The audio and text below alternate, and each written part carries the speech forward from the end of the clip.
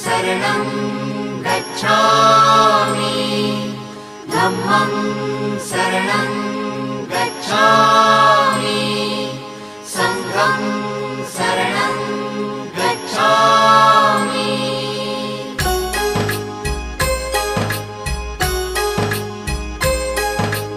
बुद्धं शरणं गच्छामि धम्मं शरणं गच्छामि संघं शरणं गच्छामि। त्यागमूर्ती तू शांत चित्त तू योग रूप संसारी दया प्रेम अन मानवतेचे प्रतीक तुझी ईश्वरी